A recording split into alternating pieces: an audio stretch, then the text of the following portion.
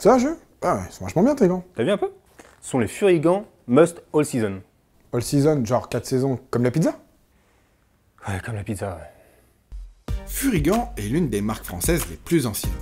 Elle a été fondée par Jacques Ségura en 1969.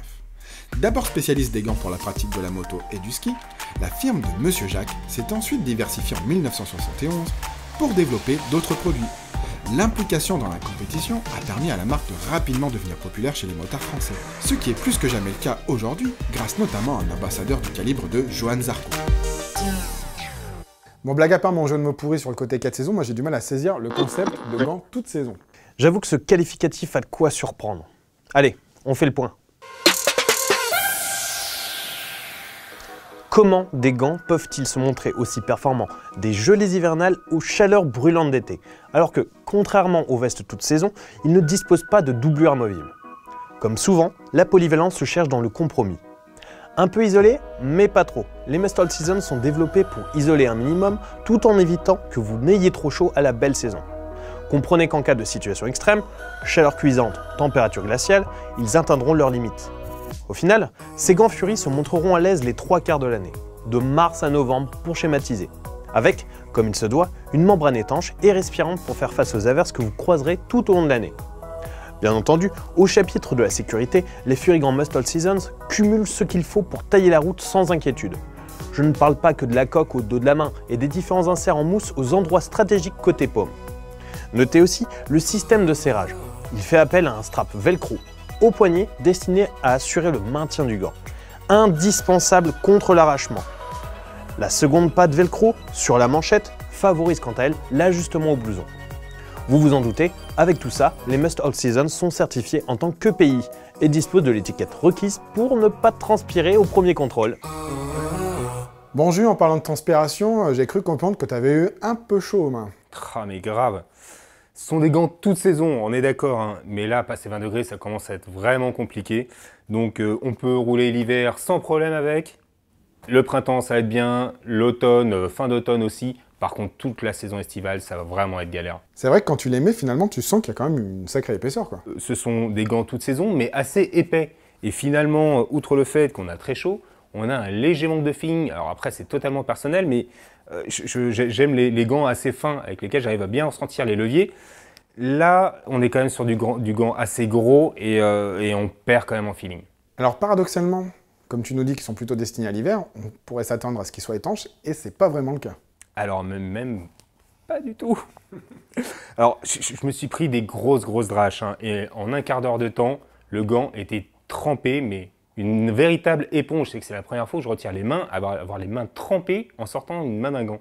Et ça, le problème, c'est que t'es mouillé, mais c'est surtout que ça met hyper longtemps à sécher si tu veux repartir, quoi. On va passer à un point qui est un peu plus positif pour ces gants-là, c'est la finition. Et là, bah, c'est du Furigant, c'est bien fait, quoi. Alors exactement, là, on donne des points négatifs depuis tout à l'heure, mais c'est un gant qui est très bien fait. Comme déjà la protection, hein, parce que sur le dessus de la main, sur les phalanges, etc., on est bien protégé. On a, comme sur les gants racing, l'annulaire et l'auriculaire, pardon, qui sont attachés, reliés l'un à l'autre, ce qui évite, en cas de chute, de se retourner les petits doigts. On se retrouve aussi avec des coutures extérieures. Ça, c'est vachement bien, parce que si t'as la couture qui te rentre sous l'ongle, alors ça, c'est juste insupportable. Exactement. Et c'est encore une fois inspiré des gants racing, hein. On a des velcro, deux types de serrage, un au niveau du poignet, un au niveau de la manchette. Et enfin, question confort, qu'est-ce que t'en penses? Alors, moi, je fais du L. Et ça, c'est un vrai L. Je suis bien dedans. J'ai un léger manque de feeling à cause de l'épaisseur de la doublure. Doublure qui, en plus, a tendance à partir quand ils sont mouillés. On retire la main, on enlève tout. Et on repasse 1 heure à essayer de remettre chaque doigt à sa place. La doublure, elle a tendance à se barrer pour le coup, mais elle est hyper douce. Ça, Alors, c'est cool. Oui. Après, niveau confort, l'agrément du gant, on est sur quelque chose de très agréable. Par contre, quand on le regarde, c'est vrai qu'on a du mal à savoir si c'est des gants en cuir ou en textile, quoi. Mais moi, je dirais des gants en cuir. Bah, tu vois, moi, vu les surfaces, je dirais plutôt des gants en textile.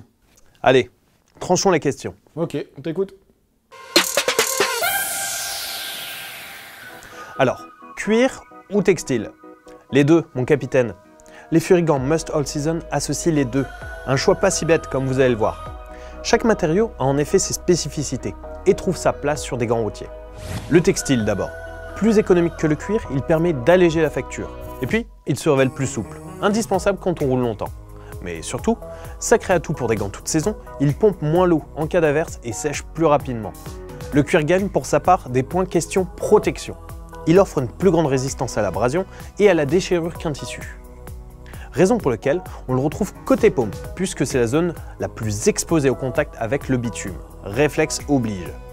Fury n'a pas choisi n'importe quel cuir pour ses gants.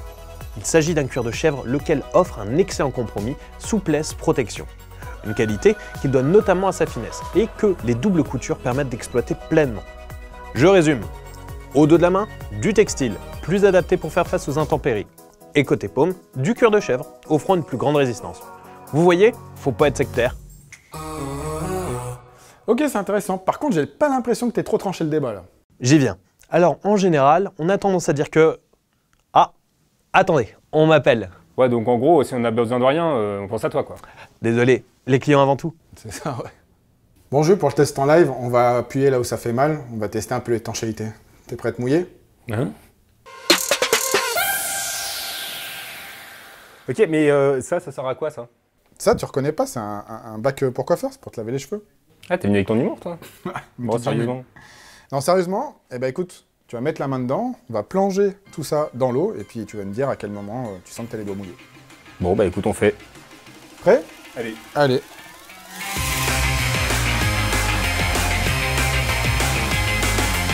Ah, ça y est, ça commence à arriver. Je la sens.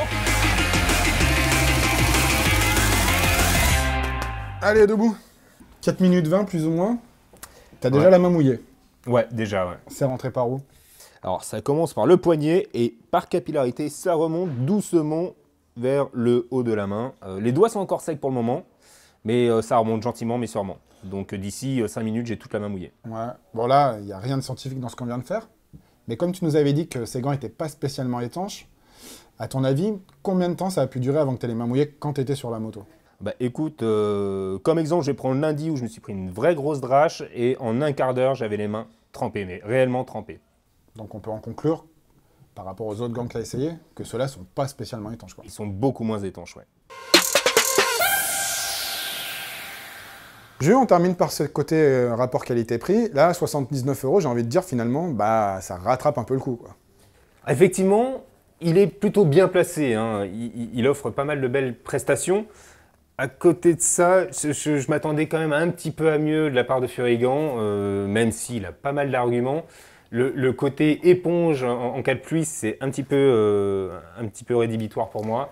Ouais, surtout Et- comme tu l'as souligné, bah, il pleut pas que l'hiver. Donc même si tu veux en profiter sur le côté toute saison, tu peux te faire surprendre et finir avec une paire de gants mouillés, quoi.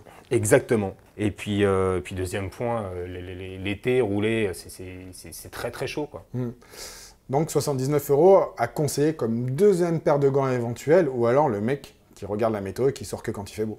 Ou celui qui a une petite paire de gants courte pour l'été et prendre ce type de gants pour passer l'hiver et automne, printemps. Mais pour le reste, ouais, deuxième paire de gants. Bon, question bilan, on reste un peu sur notre fin, quoi. Un peu mitigé, ouais. Ok, et bien si vous avez les Furigan Must All Season et que vous avez 2-3 infos à apporter, n'hésitez pas à les mettre dans les commentaires.